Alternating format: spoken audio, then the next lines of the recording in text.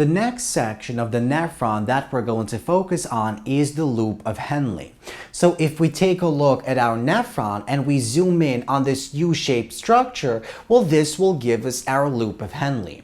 And the first thing to notice about the loop of Henle is that it's located inside the medulla portion of the kidney. So recall that the medulla portion is the lower portion of the kidney, while the cortex is the upper portion. So the upper portion contains the glomerulus, the Bowman's capsule, the proximal and the distal convoluted tubule, while the medulla portion, this section of the kidney, contains our loop of Henle as well as our collecting duct.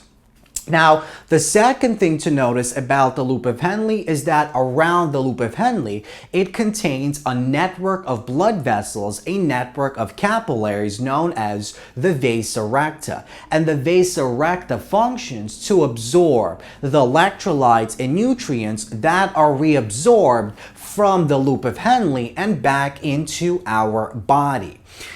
Now, the final thing to notice about the loop of Henle is that we can divide the loop of Henle into three sections. So as the filtrate travels down the tubule of the loop of Henle, this segment is known as the descending loop of Henle. At the bottom, the filtrate basically changes direction and begins to travel upward, and this segment is known as the thin ascending loop of Henle. The thin part simply means the size of our epithelial cells within this section are small. These cells are thin, they're relatively small. While this is our thick ascending loop of Henle, and thick means our size of the cells is relatively large. The epithelial cells are relatively thick.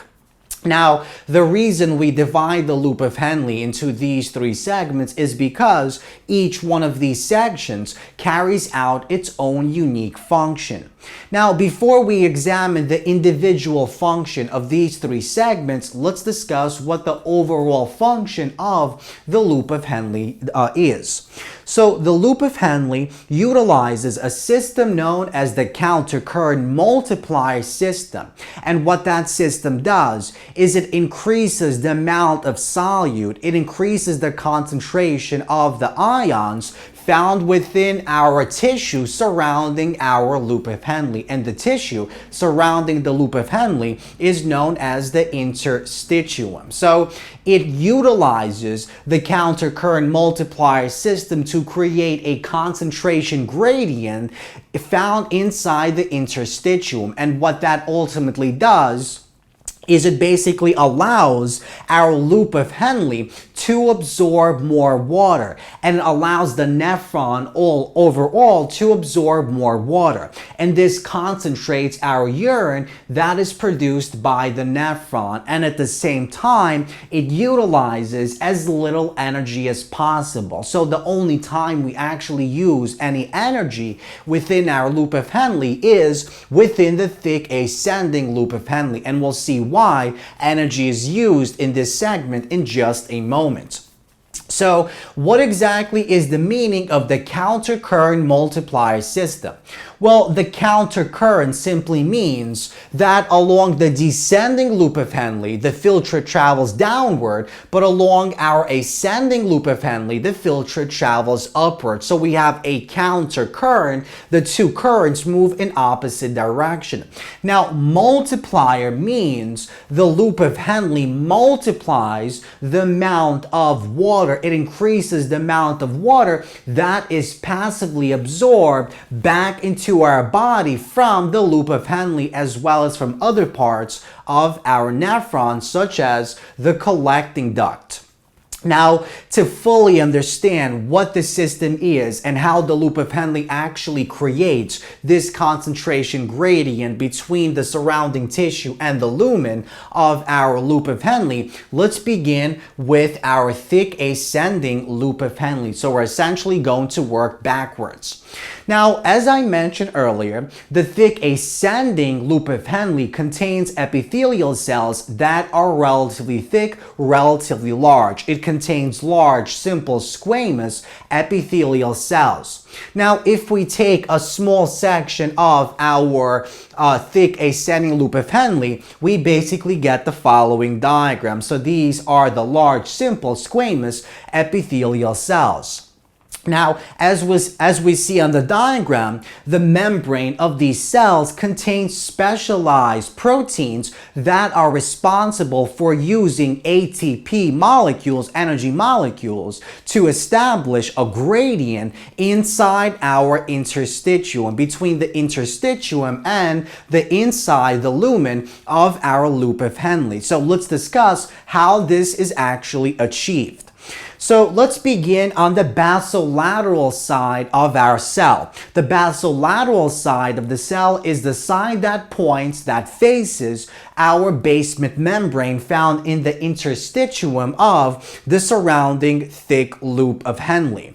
So this membrane contains sodium-potassium ATPase pumps, and these utilize ATP molecules, energy molecules, to basically move sodium ions against their electrochemical gradient. So 3 sodium ions are basically pumped from the inside of the cell to the outside of the cell. At the same time, 2 potassium ions are pumped from the outside to the inside of the cell. And what this ultimately does is it establishes a gradient for sodium. So inside the cell, we have less sodium than on the outside. And so what happens on the apical side of our cell, the apical side is the side that points towards the lumen of the thick loop of Henle, the inside of the tubule, we have these passive co-transport proteins that allow the movement of the ions down their electrochemical gradient. So because we established a sodium concentration gradient in which we have less sodium inside, the sodium will move down its electrochemical gradient from the outside to the inside of the cell. And at the same time, because this is a co-transport protein membrane, it will allow the movement of other ions as well. So for every 1 sodium that is moved inside the cell down the electrochemical gradient, our single potassium will be moved and 2 chlorides will also be moved.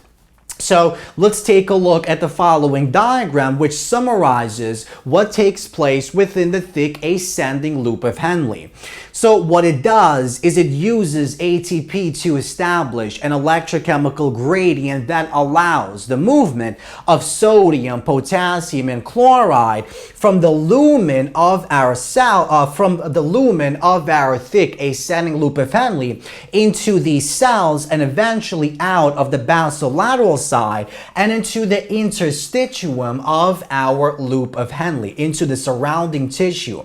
And this increases the solute concentration found in the interstitium. In fact, as we go down along the medulla, we have an increasing concentration of the solute of the sodium and chloride as we go lower and lower, and we'll see why that's important in just a moment. Now, between our cells, we have tight junctions, and these tight junctions prevent the leaking or the movement of water from the lumen and into our interstitium. So no water is actually absorbed and no water actually flows into our thick ascending loop of Henle. The thick loop of Henle is impermeable to water. Now, by the way, because we essentially increase the concentration of our interstitium found in the medulla of the kidney, what that means is we increase the osmotic pressure in the interstitium, and we'll see why that's important in just a moment. So let's move on to our descending loop of Henle, which is this section here.